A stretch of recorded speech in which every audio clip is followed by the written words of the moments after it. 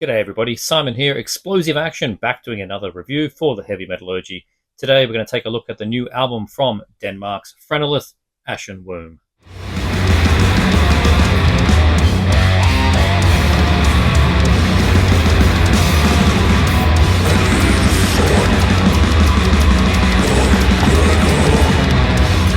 Phrenelith are a four-piece death metal band from Copenhagen, Denmark, made up with members and former members of bands in the scene well known to modern death metal fans such as Undergang, Hyperdontia, Chaosium, and Sulphurous.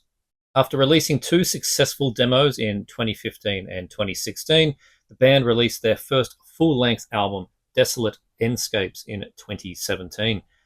8 tracks of dark, churning, and very riffy death metal. An uncompromising sound, more sinister than Undergang, more dense than Hyperdontia. This slab of evil death metal earned quick praise from within the scene. After 4 years and 1 EP later, Phrenelith released their second album in 2021 entitled Chimera. 7 tracks, the band got more complex and simultaneously more guttural in their production. It was a real step up and showed what 4 years of work can do.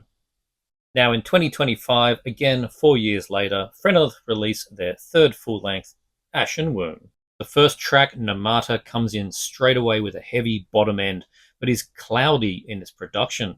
The huge riffs from the 2 guitars, the double bass rapid fires in, the guitars turn to a tremolo picking style, and at first the only deep guttural is spouted on this short introductory track that sets the stage for the crushing onslaught that's to follow. After the guitar feedback ends on Namata, Astral Larvae bursts in, blasting on all cylinders. A dark, twisted tremolo pushes the track forward, with the lead emphasis as important as the core riff to the track. The drums alternating between the initial blast beats and to a more restrained groove. The vocals are deep and putrid, snarling their way to the epic conclusion of this track, which sees swirling riffs culminate in a razor-sharp stop right at the 3-minute mark.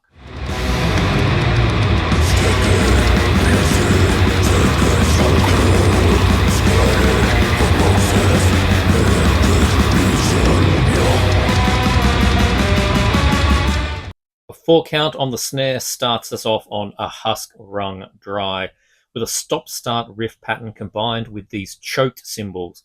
It's on this track that I really start noticing that whirlwind guitar tone sounding like 3 guitars at once that was very evident on Bolzer's Aura EP.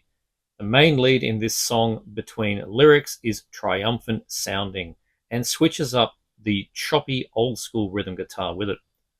A tasteful dive bomb is thrown in and the ending of this track churns like butter.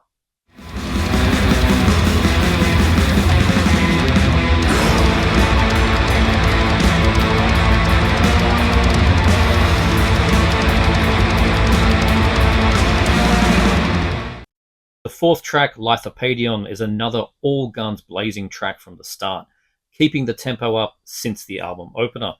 There is a break in the middle where it sounds like the guitar strings are being bent, which when done with this tone sounds just otherworldly. The middle of this track takes me to the mighty Lucifer, with their brand of evil, dark riffs taking up root in this song. The 3-minute mark, it slows down to breathe, a moment with the guitar tone almost sounding like added keyboard ambience. I love the chunky staccato riff that ends this track as well, feeling very much like an Incantation song.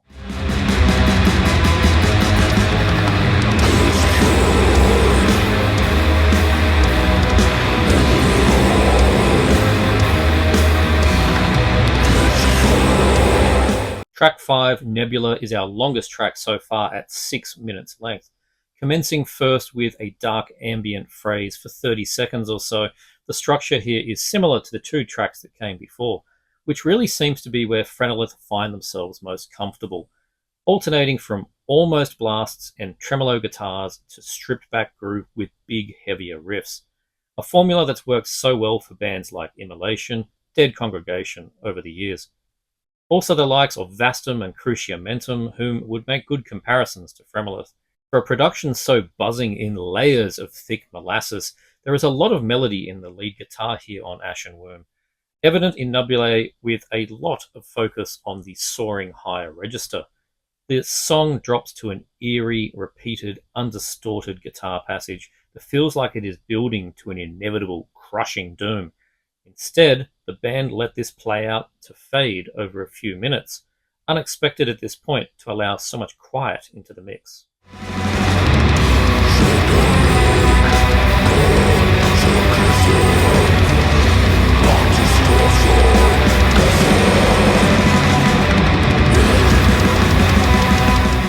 Onto the second side now with Stagnated Blood. I love the intro riff here.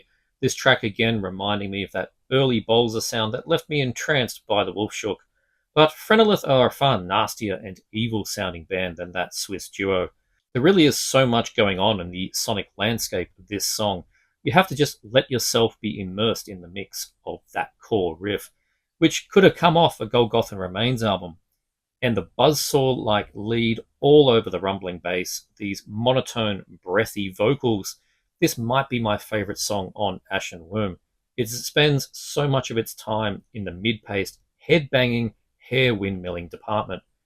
The riffs take a cue from Dismember's Indecent and Obscene, and we move on to the seventh track.